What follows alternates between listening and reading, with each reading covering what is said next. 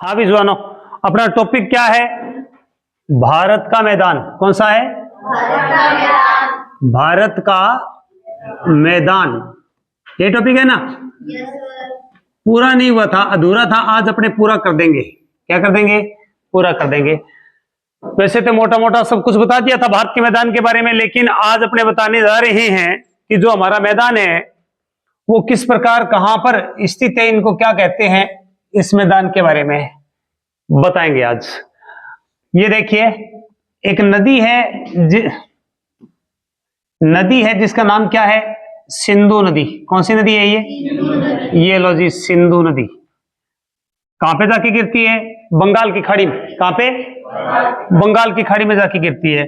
उसके बाद में इस नदी का नाम क्या है? सिंधु नदी। कौन सा है? सिंधु नदी है। उसके बाद में इसमें एक नदी यहां से आती है जिसका नाम क्या है? झेलम नदी। कौन सी है? झेलम नदी। मैं यहां तक पर ले जाके इसको छोड़ देता हूं। इस नदी का नाम क्या है? झेलम। झेलम। और फिर कौन सी नदी आती है? व्यास। झेलम के बाद में आती है चिनाव। कौन सी आती है? चिनाव। झेलम को इसमें डाल देता हूं और इसका नाम क्या है? चिनाव नदी। चिनाव के बाद में कौन सी आती है? व्यास। रावी। और रावी के बाद में है व्यास। कौन सी है? व्यास। और व्यास के बाद में कौन सी है? सतलज। कौन सी है? सतलज। ये ऐसे नदियां हैं और ये इसमें जाके गिरती है। लेकिन आपको ये बताना है कि इनके बीच के अंदर मैदान है, इसको क्या कहते हैं? इस मैदान को क्या कहते हैं? जैसे यहां से ये सिंधु नदी होगी। कौन सी नदी होगी? सिंधु नदी होगी। अब जो सिंधु नदी और दूसरी ये जो नदी आएगी यहां पर बीच में, जिसको अपने बोलते हैं झेलम नदी। झेलम नदी। ये पूछता है, बहुत बार प्रश्न पूछ लेता है कि इसके बीच का जो मैदान है, इस मैदान को क्या कहते हैं? ये मैदान है, इन दोनों के बीच का मैदान है, इसको क्या बोलते हैं? सिंधु सागर का मैदान। कौन सा? इसको बोलते हैं सिंधु सागर का। वैसे तो नदियों में बताने वाली बात है, लेकिन मैं पहले ही मैदान के साथ ही बता देता हूं। किसका मैदान? सिंधु सागर का मैदान। उसके बाद में झेलम के बाद में यहां पर जो नदी आती है वो कौन सी है? चिनाव। कौन सी है? लो जी, चिनाव नदी है। कौन सी है? चिनाव नदी है। और जो चिनाव नदी और इनके बीच का जो पार्ट है, इसको, इस मैदान को जो कहते हैं, जैसे वो सिंधु सागर है, इसको क्या बोलते हैं? चै। यहां पर क्या चीज है? चै। तो चै से चाज। कौन सा है? चै से, यहां पर चै नीचे वाले से ले लिया, चै से चाज का मैदान। कौन सा? चाज का मैदान कहते हैं इसे। क्या बोलते हैं? ये किन के बीच में? चाज का मैदान। झेलम और चिनाव के बीच में कौन सा मैदान है? चाज का मैदान। तीसरा, चिनाव के बाद में जो नदी आती है यहां पर आती है रावी नदी। कौन सी? रावी नदी। और रावी नदी और चिनाव के बीच में भी मैदान है। ये रहा, रावी और चिनाव के बीच में भी मैदान है। देखो यहां से रह नीचे कुछ भी याद नहीं करना। यहां पर देखो रचना है। क्या चीज है? रचना का मैदान। कौन सा मैदान है? और रावी के बाद में आती है जी व्यास नदी। कौन सी आती है? व्यास नदी। यहां पर व्यास। और व्यास और रावी के बीच में कौन सा मैदान है? बारी का मैदान। कौन सा है? बारी। देखो बै, यहां पर बै और रे से रे यहां से ले लिया पहला अक्षर और पहला अक्षर, बारी। कौन सा है? बारी का मैदान। फिर उसके बाद में कौन सी आती है नदी? सतलज नदी आती है। कौन सी आती है? सतलज नदी। मैं अलग अलग थोड़ा सा डायग्राम बना देता हूं ताकि आपको भिन्नता का पता रहे। इसमें से यदि प्रश्न आ गया तो आप इसे ही करोगे। यहां पर कौन सी नदी है? ये सतलज है जी। कौन सी है? सतलज और व्यास का जो मैदान है, सतलज और व्यास का जो मैदान है, ये मैदान है। यहां पर देखो, इसको क्या बोलते हैं अपने? विस्ट। कौन सा मैदान? विस्ट का मैदान। कौन सा है? विस्ट का मैदान। सतलज और व्यास के बीच का मैदान क्या कहलाता है? विस्ट का मैदान। यहां पर देखो सबसे ऊपरी ऊपर सिंधु है, तो सिंधु सागर का मैदान। कौन सा है? इससे याद रह जाएगा। सबसे पहला मैदान उसको क्या बोलते हैं? सिंधु सागर का मैदान। कौन सा है? सिंधु सागर का मैदान। दूसरा में मैंने बताया चाज का मैदान। यहां पर नीचे चिनाब नदी है, ऊपर झेलम है। चैफ और चाज याद रहेगा क्या? चाज को बना लो चीज। जब बच्चा जलाने लग जाता है और चुनाव का टाइम हो तो वो चीज मांगता है नेताओं से, चाज को बना लो चीज। यहां पर बाद में आता है रावी और चिनाव के बीच में क्या है? कुछ भी याद नहीं करना। रे से यहां पर रे ले लिया और च से ये जो च है ये ले लिया, तो दोनों के बीच का दोनों का एक एक अक्षर ले लिया, इससे बन गया रचना। क्या बन गया? फिर उसके बाद में व्यास और रावी के बीच का मैदान है, वो क्या है? बारी। देखो बै से ब्या, बै से बारी। यहां पर बै पहला अक्षर ले लिया, यहां पर रे ले लिया, तो क्या बन गया? बारी, है ना। ब्या तो एक ही बार होता है ना। सतलज, और यहां पर क्या आ गया? विष्ट। अब उसके बाद में सतलज के नीचे भी मैदान होएगा, है ना। इसको बोलते हैं मालवा का मैदान। क्या बोलते हैं इसे? मालवा का मैदान। कौन सा मैदान? अब यदि अपने बात करें, ये पूरा का पूरा मैदान ऐसे ऐसे फैला हुआ है। भारत का मैदान ऐसे फैला हुआ है। कहां से? उत्तर पश्चिम से दक्षिण पूर्व की तरफ फैला हुआ है। क्या फैला हुआ है? उत्तर पश्चिम से दक्षिण पूर्व की तरफ फैला हुआ है। ये जो मैदान है ये कौन सा कहलाता है? कौन सा कहलाता है? पूर्व का मैदान। कौन सा कहलाता है? ये पश्चिम का। कौन सा है? ये पश्चिम का मैदान है। कौन सा मैदान है?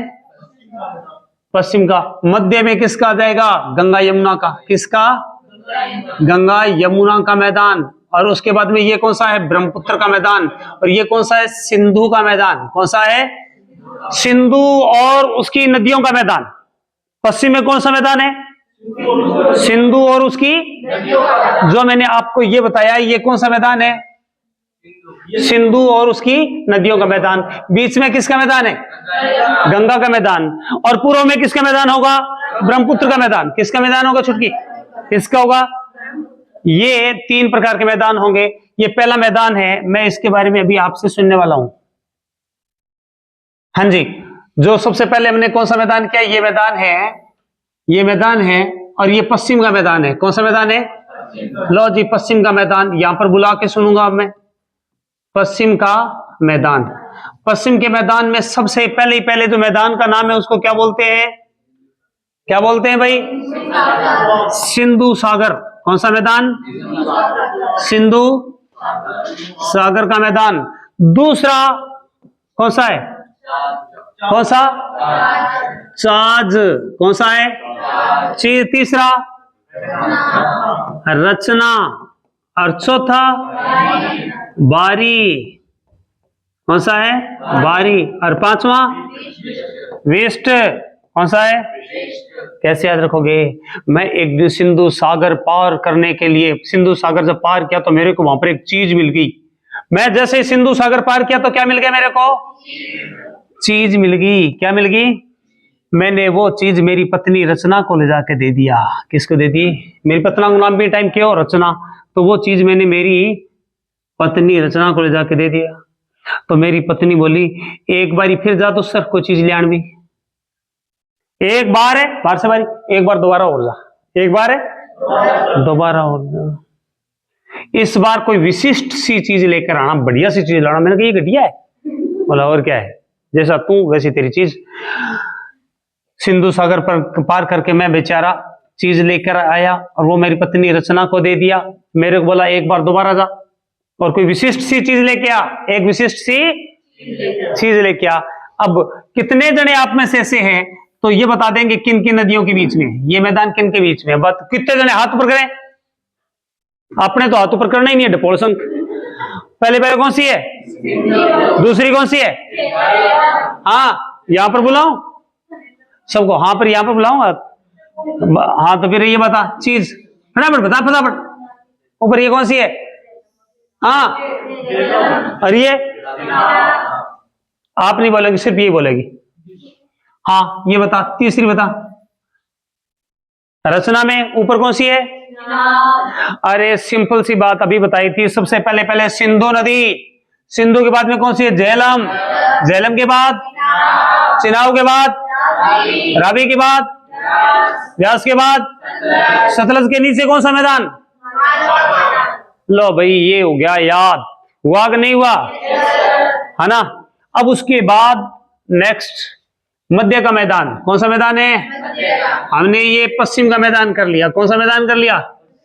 पश्चिम का मैदान। किसका मैदान कहलाता है? सिंधु और उसकी सहायक नदियों का मैदान। सिंधु और उसकी बीच में मध्य का मैदान, गंगा और यमुना का मैदान। कौन सा है? ये गंगा और यमुना का मैदान है। कौन सा है? गंगा यमुना का मैदान। ये संसार का सबसे उपजाऊ मैदानों में से एक है। अब जो गंगा का मैदान है, इस गंगा का मैदान को मान लिया ये अपने पूरा मैदान है। इधर से इधर वाला जो हिस्सा है ये तो है पश्चिमी हिस्सा। कौन सा हिस्सा है? पश्चिम। और ये कौन सा है? पूर्वी हिस्सा। ये कौन सा हिस्सा है? ये पश्चिमी हिस्सा है। और ये कौन सा है? ये पूर्वी हिस्सा है। ये पश्चिमी हिस्सा और पूर्वी हिस्सा। इस मैदान का नाम क्या है? रुहेलखंड का मैदान। कौन सा? रुहेलखंड का मैदान। कौन सा? और इस मैदान को क्या बोलते हैं? अवध का मैदान। आए अवध के वासी। भगवान कहां के थे? अवध के थे। यानी कि ये कौन सा मैदान है? रुहेलखंड का मैदान। और इधर वाला कौन सा है? अवध का मैदान। सामान्य से भाषा के अंदर बात करें तो ये अपनी गंगा के मैदान के बारे में बात की। और यदि अपने वैसे बात करें कि गंगा को लंबाई के आधार पे, किसके आधार पे? लंबाई के आधार पे गंगा के मैदान को कितने भागों में बांटा गया है? 3 भागों में। गंगा नदी की लंबाई के आधार पे कितने भागों में बांटा गया है? 3 भागों में बांटते हैं अब इस मैदान को। अब देखो वो 3 भाग कौन कौन से हैं, थोड़ा सा सुनिए। सबसे पहले ये गंगा नदी है, ऐसे उतरी ना, पहाड़ों से ऐसे उतरेगी कि नहीं उतरेगी? ऐसे। लो जी, यहां से उतरी ऐसे गंगा जी उत्तराखंड से। तो जो उत्तर प्रदेश, आधा उत्तर प्रदेश उत्तराखंड का ये जो मैदान है, इसको बोलते हैं हम गंगा का ऊपरी मैदान। गंगा का ऊपरी मैदान। कौन सा मैदान? गंगा का ऊपरी मैदान। कौन सा मैदान? भाई गंगा कहां से उतरी? उत्तराखंड से उतरी कि नहीं उतरी? उतरी। और फिर कहां पर बही? ऐसे हापुड़ से बहती हुई उत्तर प्रदेश के अंदर पूरी, क्योंकि सबसे ज्यादा गंगा उत्तर प्रदेश में बहती है। आधा उत्तर प्रदेश के अंदर जब जाएंगे तो वहां तक का जो हिस्सा है वो ऊपरी मैदान है, जो ऊपरी ऊपरी हिस्से में बहती है और बाद के अंदर वास्तविक गंगा के मैदान में आती है। हरिद्वार के बाद में वास्तविक गंगा के मैदान में आ जाती है नहीं। अब उसके बाद के अंदर मध्य गंगा का मैदान उत्तर प्रदेश में। कहां पे? ये मध्य गंगा का मैदान। कौन सा है? मध्य गंगा। गंगा जी मध्य के अंदर कहां पर बहती है? उत्तर प्रदेश में बहती है। बहुत सारे घाट बने हुए हैं, बहुत सारे, सबसे ज्यादा शहर इसी में गंगा के इसके किनारे पर बने हुए हैं, या नहीं है? कानपुर इसके किनारे है क्या? है कि नहीं है? है ना। तो चलो मान लेता हूं आपकी बात। तो यहां पर जो गंगा है, हरिद्वार भी इसके किनारे पर है। यूपी के अंदर, कहां पे? यूपी के अंदर ये सबसे ज्यादा बहती है। तो मध्य गंगा का जो मैदान है, कौन सा मैदान है? उसके बाद में आपको बताना है कि अंतिम गंगा का जो मैदान, या कौन सा मैदान है तीसरा? ये सर निमन गंगा। निमन का मतलब क्या? लास्ट, अंतिम गंगा का मैदान। ये निमन गंगा का मैदान, यहां पर एक तो आधा, थोड़ा सा यूपी का पार्ट, थोड़ा सा, बिल्कुल ही थोड़ा सा यूपी का पार्ट, मेन बिहार का पार्ट, किसका? मुख्य बिहार का पार्ट, और किसका? बंगाल का पार्ट। किसका है? आप विशेष तौर से तो ये बंगाल है। कौन सा है? निमन गंगा के मैदान में वास्तव में बंगाल ही आता है। क्या आता है? मैंने ये यूपी गलत लिख दिया, ये नहीं आएगा। बिहार का भी थोड़ा सा हिस्सा आएगा। ज्यादातर हिस्सा जहां पे ये नदी 2 भागों में बंट जाती है ना, ऐसे हुगली नदी और कौन सी?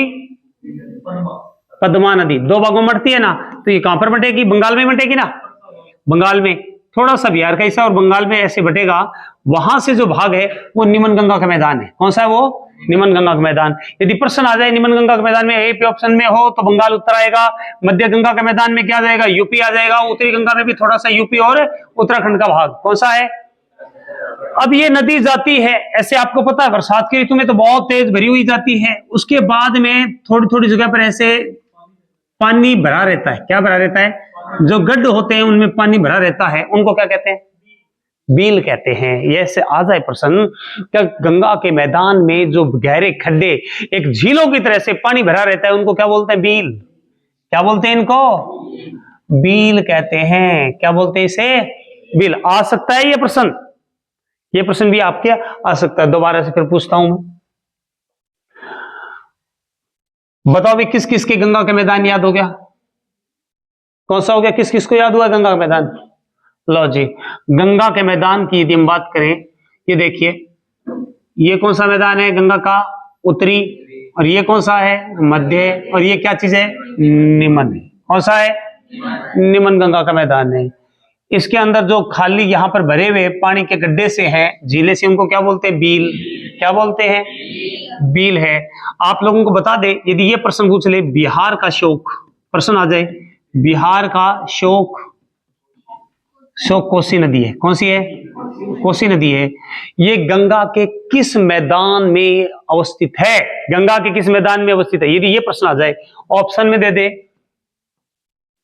उत्तरी गंगा का मैदान, मध्य गंगा का मैदान और निमन गंगा का मैदान, कौन सा है?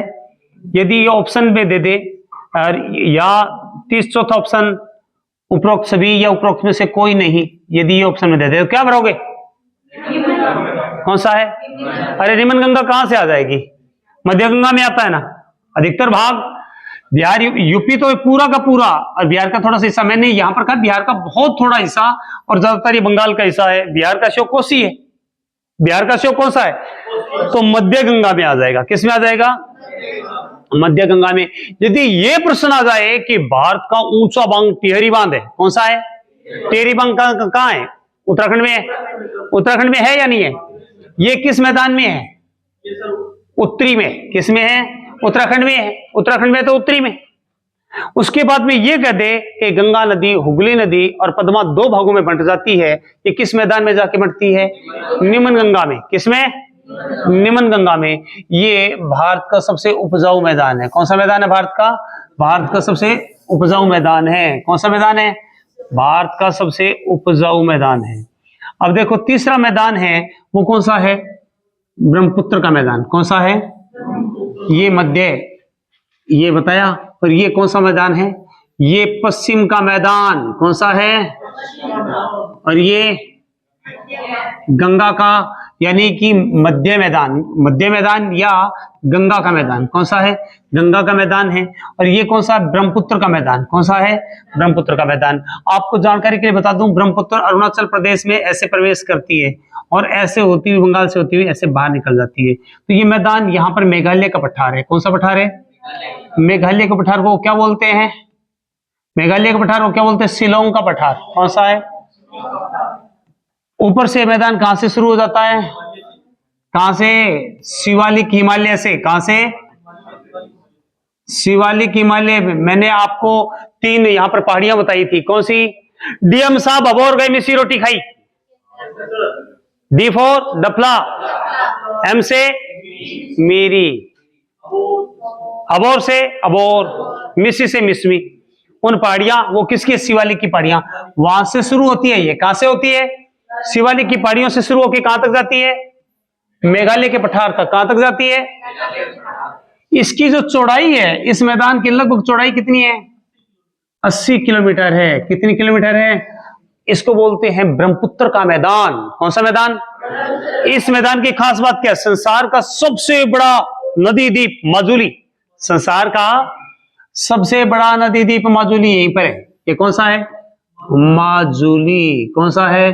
संसार का सबसे बड़ा नदी द्वीप कौन सा है? माजुली। संसार का सबसे बड़ा नदी द्वीप कौन सा है?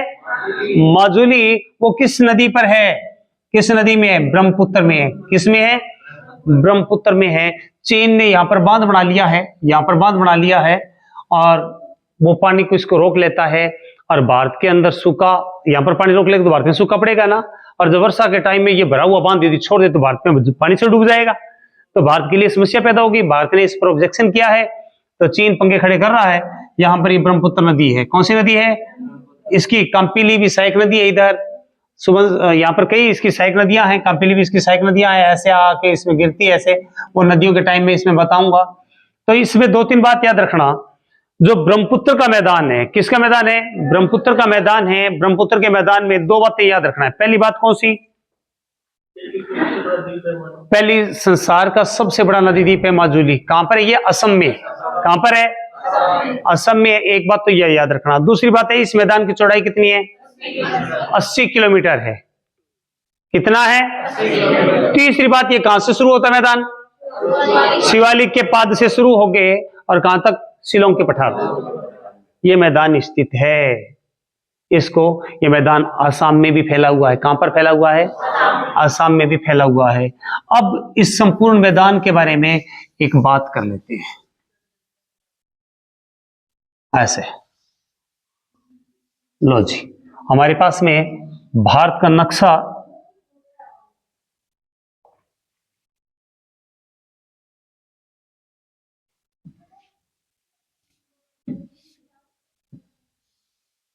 ये देखिए, हमने एक तो ये नदी बनाई।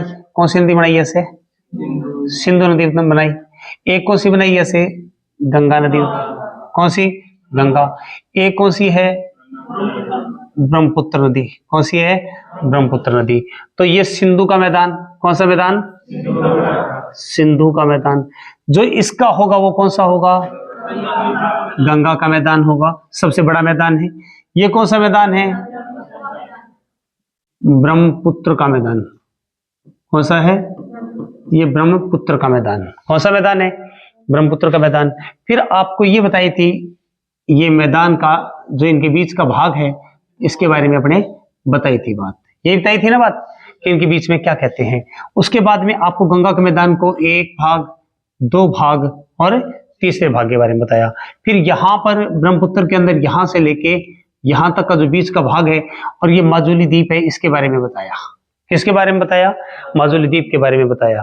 तो इसमें से आपको यदि पूछें कि गंगा के मैदान में जो पानी से भरी हुई झीलें सी रहती है, अक्सर उसके रास्ते में जो बनने वाली झीलें, उनको क्या बोलते हैं? क्या बोलते हैं? बेटे से याद रख लो। क्या याद रखो? बेटे से याद रखो। ये हमारा मैदान था। क्या था ये? मैदान था। आप ये बैग में इतना क्या भर के लाती हो? नोटबुक। कितनी? अरे आप क्या भर के लाते हो?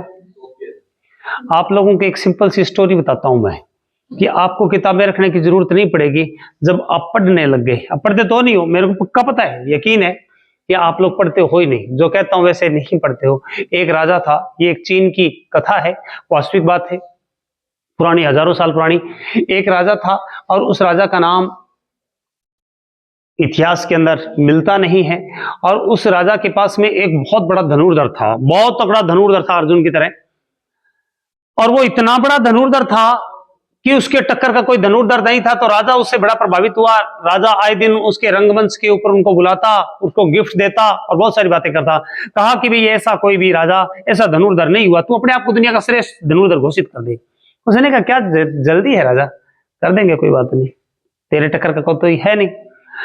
तो वो जब जैसे ही रंगमंच से बाहर आया ना, जैसे ही बाहर आया, बाटे मेरी बात अच्छी नहीं लग रही है ना, जैसे ही बाहर, क्योंकि पूछूंगा मैं दोस्त, मेरी बात का कोई खाली बात नहीं होती है, मैं इसी की ऊपरी बात बता रहा हूं। जैसे ही वो बाहर आया तो वहां पर एक द्वारपाल था और वो हंसा उस धनुर्धर को, बोला बड़ा धनुर्धर समझ रहा है अपने आप को। बोले क्यों? मैंने हजारों प्रतियोगिता जीती, मेरे टक्कर का कोई धनुर्धर नहीं है। बोला वो सामने पहाड़ी के नीचे जो गांव है वहां पर एक धनुर्धर रहता है, वो तुमसे बहुत बड़ा धनुर्धर है, बहुत बड़ा धनुर्धर है, वो पहाड़ी के नीचे रहता है वहां पर। तो वो पहाड़ी के नीचे, उसने सोचा चलो मैं तो अपने आप को दुनिया का श्रेष्ठ धनुर्धर बाद में घोषित कर दूंगा और मैं उसको देख आता हूं पहले। तो वो मिलने के लिए जाता है और वो बेचारा एक लक्कड़हारा, गरीब सा, मेरे जैसा काला कलूटा सा, देखो उसने। और जब उसको देखा तो कहा कि वास्तव में ये तो बड़ा शानदार धनुर्धर है, मेरे को इसको सीखना चाहिए। वो उसका शिष्य बन गया और 3 साल तक और उसने धनुर्धरी सीखी, जो अपने आप को दुनिया का श्रेष्ठ धनुर्धर समझता था और सोचता था कि मेरे बराबर कोई नहीं है, मेरे टक्कर का कोई नहीं है। उसने उसको गुरु बना लिया और 3 साल तक सीखा। 3 साल के बाद में जब उस गुरु ने कह दिया भाई अब तेरी शिक्षा पूरी हो गई, तो उसने मन में सोचा, मन में बड़ी एक अपने आप से जेलसी हुई कि देख मैं तो अपने आप को दुनिया का श्रेष्ठ धनुर्धर समझता था, लेकिन इसने तो मेरी एकड़ी निकाल दी और मैं तो दुनिया का दूसरे नंबर का धनुर्धर रहूंगा, पहले नंबर का तो ये है। चलो एक काम करते हैं, इसको टपका देते हैं। जिंदगी में गुरु को हमेशा शिष्यों से डर रहता है, रगड़ सकते हैं उसको, कभी भी बच के रहना चाहिए, शिष्य कभी भी चौपड़ सकते हैं। अब चेले ही हो, वो 1 नंबर के चेले बैठे हैं यहाँ पर, है ना भाई। अब उसके बाद के अंदर वो भी शिष्य है और शिष्य जो था उसने कहा कि भी अपने इसको मार देना चाहिए। मन में भाव उठे। अब गुरुजी तो लकड़ी का बंडल लेकर आ रहे थे और शिष्य ने ऐसे करके छुपके और दूर से तीर छोड़ दिया, और गुरुजी ने देखा बिल्कुल पास में तीर आ गया, तीर को यूं पकड़ लिया, यूं, और इस तीर को ऐसे मोड़कर ऐसे फेंक दिया और शिष्य की छाती में जाके लगा, और छाती में लगते बेहोश भाग के गया, शिष्य के पास निकाला, मरम पट्टी लगाई, ठीक हो गया। बोला बस ये अंतिम शिक्षा बची थी, वो भी तेरे को आज मैंने दे दी।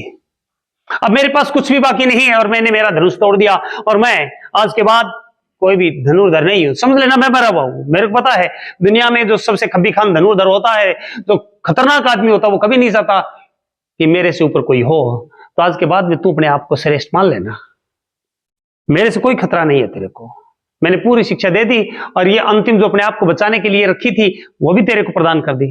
लेकिन एक बात, वो सामने पहाड़ी दिख रही है, उस पहाड़ी के पार मेरा भी गुरु रहता है, वो धनुष भी नहीं रखता और बिना धनुष ही शिकार कर देता है। बस ये उसने कहा बाप रे, धनुष भी नहीं रखता, बिना धनुष के ही कांटा निकाल देता, अपने उससे तो जरूर मिलना चाहिए।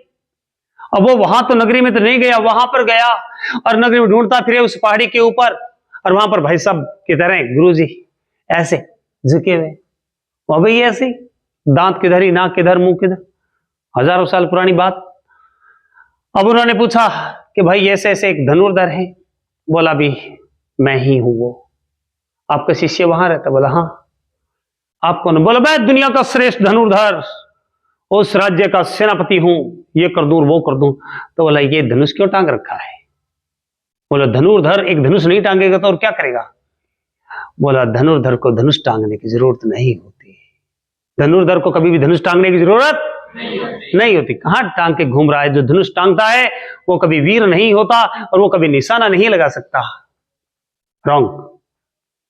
चलो, उसने थोड़ी देर बाद बोला ठीक है धनुर्धर, आज तुम्हारी धनुर्धरी की परीक्षा ले लेते हैं, आओ। तो पहाड़ी के नीचे देखो बहुत हजारों फीट गहरी खाई, और वो पंजों पर जाकर ऐसे खड़ा हो गया, अपनी एड़ी को खाई की तरफ खड़ा कर दिया गुरु ने, और उस शिष्य को कहा कि आइए बराबर खड़े हो जाइए।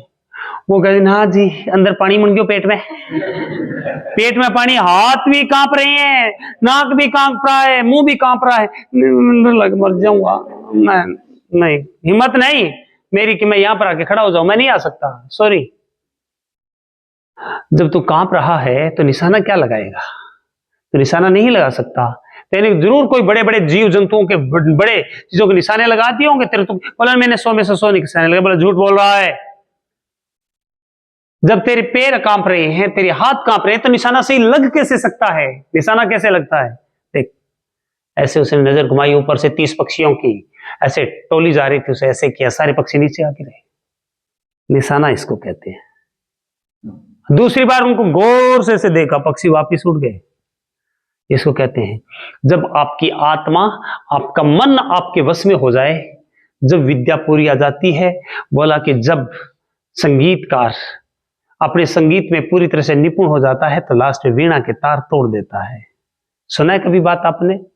और जीवन के अंदर तीव्र धावक जो होता है वो पद चिन्ह कभी नहीं छोड़ता। मैं अच्छा एथलीट उसको मानता हूं, जब वो दौड़ता है तो जमीन पर उसके पैरों के निशान नहीं बनते।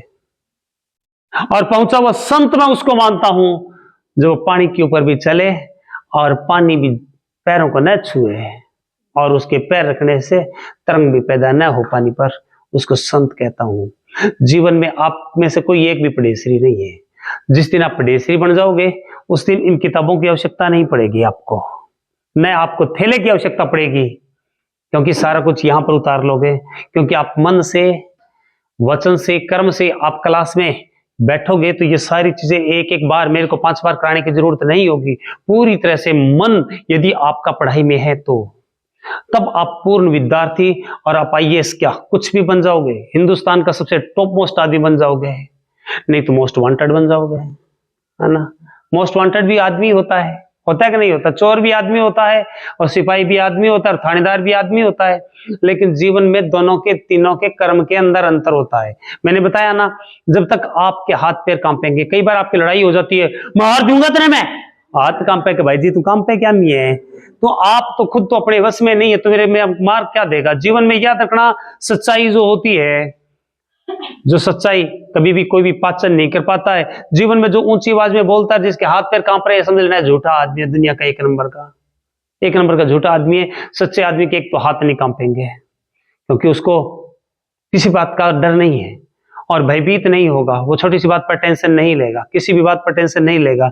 आप लोग यदि सच्चे आदमी हो, आप ईमानदार हो, आप वचननिष्ठ हो और आप दुनिया के पहले नंबर के पढ़ेसरी बनना चाहते हो, विद्वान बनना चाहते हो, आप लक्ष्य को प्राप्त करना चाहते हो, तो जीवन के अंदर याद रखें उस चीज को, या तो किताब को आप इतना पढ़ लें कि वो किताब पूरी तरह से बासी हो जाए और किस पेज के ऊपर क्या चीज लिखा हुआ है वो आपके अंदर आत्मसात हो, मैं उसको विद्या मानता हूं। या इतनी सारी किताबें पढ़ लें कि उसके बाद में उस टॉपिक पर कोई किताब न बची हो। दो बातें, लेकिन हम दोनों तरफ ही कुछ नहीं करना चाहते, तो याद कैसे होंगे? फिर मेरे जैसा सारा दिन लगा रहता है, हाँ जी ये पश्चिम का मैदान, ये पूर्व का मध्य का मैदान, ये कौन सा है पूर्व का मैदान। क्या फायदा है? कोई फायदा नहीं, कोई फायदा नहीं उस चीज का। इसीलिए मैं आपको ये बोलता हूं कि इन चीजों को ध्यान रखें और इनको अच्छी तरह से आप याद करें, तो ये मैदान आपके याद हो जाएगा। तो मैदान समझ में आया? आपको मैदान कल भी बताया था, आज कुछ भी बताया है। अब मैं नेक्स्ट पार्ट बताऊंगा। कौन सा? मैदान के बाद दूसरा, पहला पार्ट था हिमालय। कौन सा था? हिमालय। दूसरा कौन सा बताया है? मैदान। कौन सा बताया है? मैदान। अब तीसरा पार्ट बताने जा रहा हूं। कौन सा?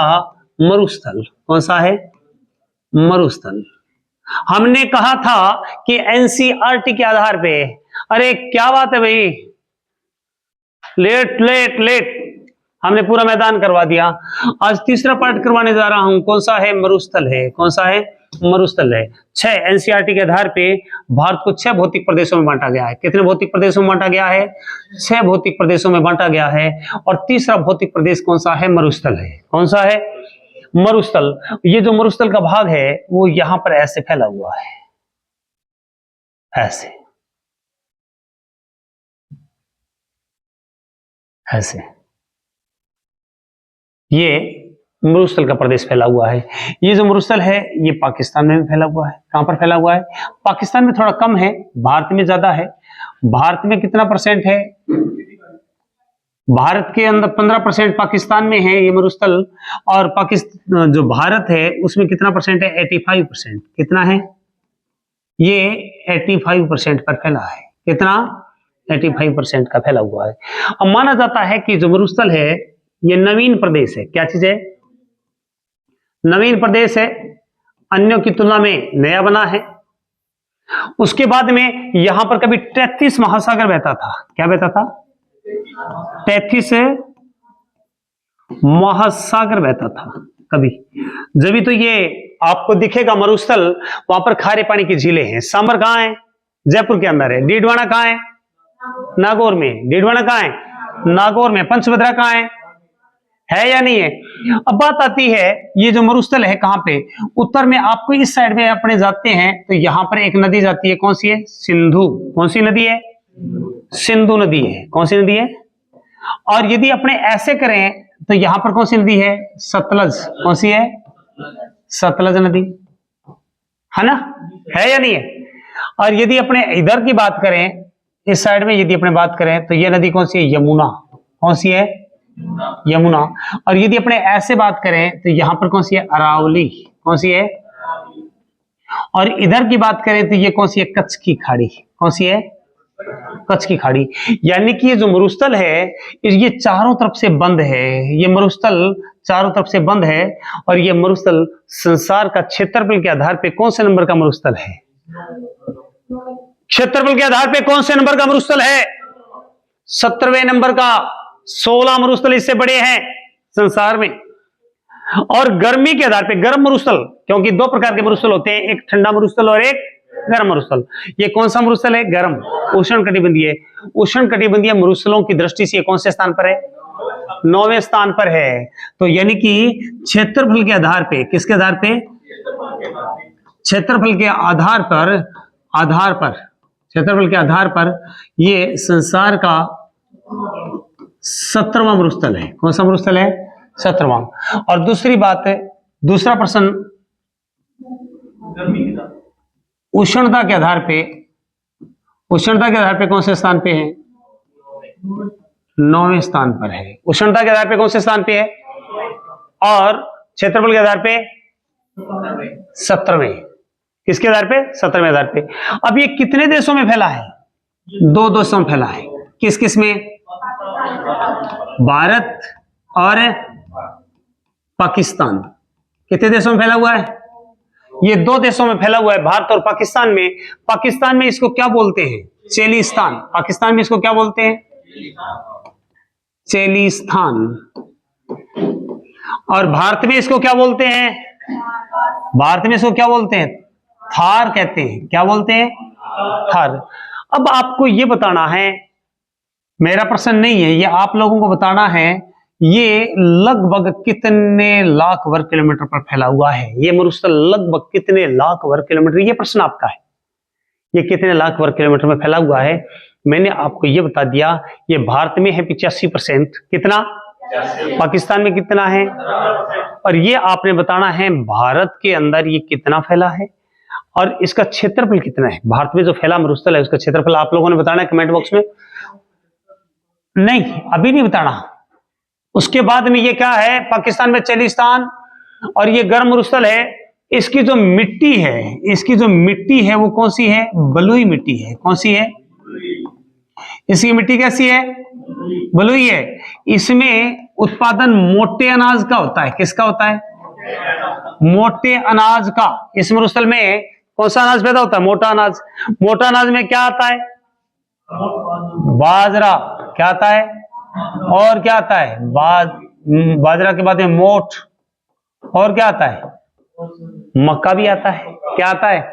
मक्का भी आता है, बाजरा भी आता है ना? बाजरा, चने भी होते हैं। तो ये मोटे अनाज के लिए प्रसिद्ध है। ये संसार का सबसे युवा मरुस्थल है। संसार का सबसे युवा मरुस्थल। युवा को और क्या बोलते हैं? तरुण। क्या बोलते हैं? तरुण भी कह सकते हैं। क्या बोलते हैं इसे? संसार का युवा मरुस्थल, तरुण मरुस्थल, नवीन मरुस्थल। कौन सा मरुस्थल है? नवीन, युवा या तरुण मरुस्थल कहते हैं।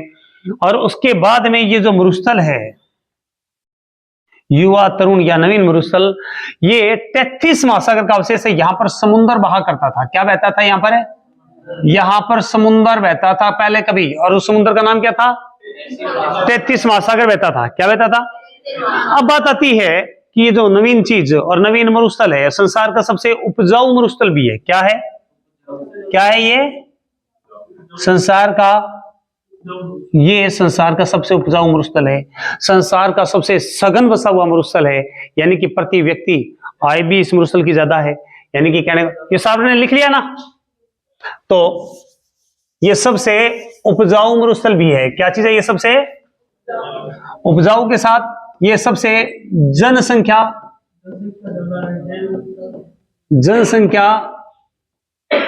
घनत्व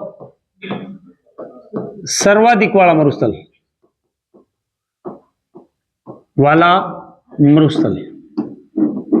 आपको राजस्थान की दृष्टि से नहीं पढ़ा रहा मैं, राजस्थान की दृष्टि से पढ़ा दिया है। इसको भारत के संदर्भ में देखें तो क्या प्रश्न बनता है कि ये संसार के अंदर जनसंख्या घनत्व, यहां पर 100 व्यक्ति प्रति वर्ग किलोमीटर लोग रहते हैं। क्या रहते हैं? उसके बाद में सर्वाधिक पशु घनत्व वाला मरुस्थल, सर्वाधिक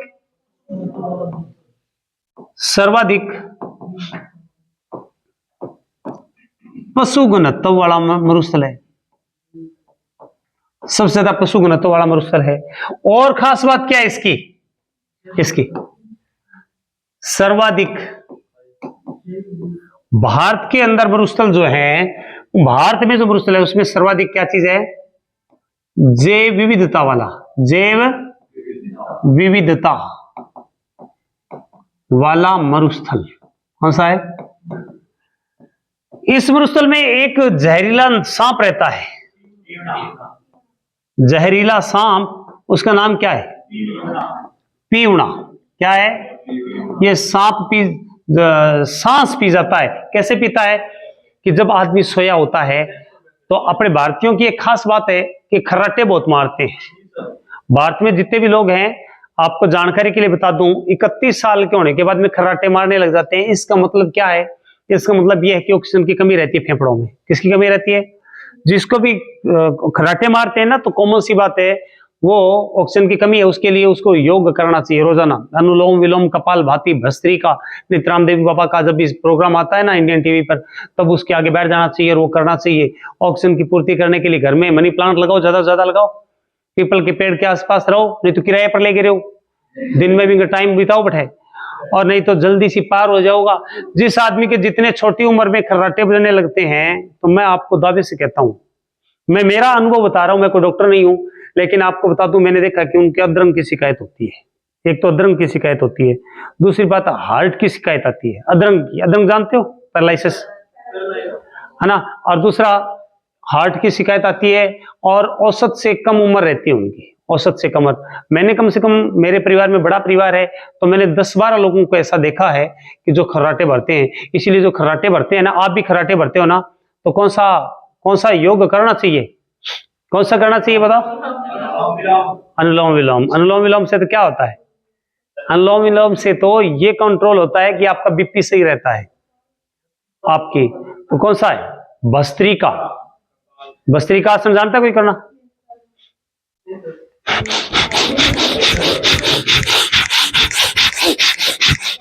ये कौन सा है? भस्त्रिका, जिससे पूरा पंपिंग हो जाएगी आपकी बॉडी की, पूरी तरह से ऑक्सीजन पूरी तरह से नाभि तक आ जाएगी काम। तो यहां पर भी ये चीज है। जहरीला सांप कौन सा है? पिमड़ा है।